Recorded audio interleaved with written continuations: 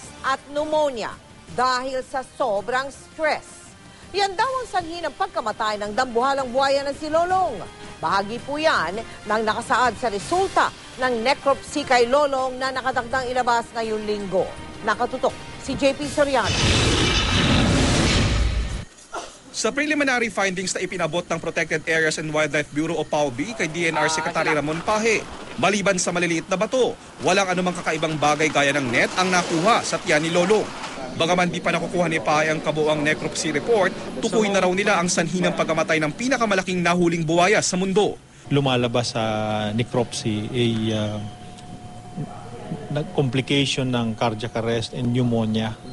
Meaning, ang analysis namin is really too much stress. Ang mga saltwater crocodile tulad ni Lolong, madalas daw na lumalangoy sa tubig tulad ng Agusan Marsh kung saan ito nahuli. Pero nang inilipat daw si Lolong sa kanyang bagong kulungan, hindi na ito nakakalangoy at maaaring doon na raw nag-umpisa ang mga komplikasyon ng buhaya. Sa preliminary necropsy report, nakita raw na kinakagat ni Lolong ang simento sa kanyang kulungan marahil dahil sa pressure.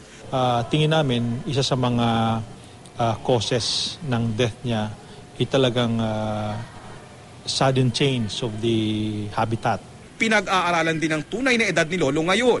Baka raw kasi mas matanda na si Lolong kaysa sa unang edad na nai-report sa kanya na nasa 50 anyos. Ang tingin namin, baka hindi 50, but he could be older. This is a lesson learned to us.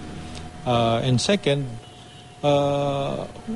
we are now focusing on the somehow immortalizing Lolong. He's still the biggest as of now.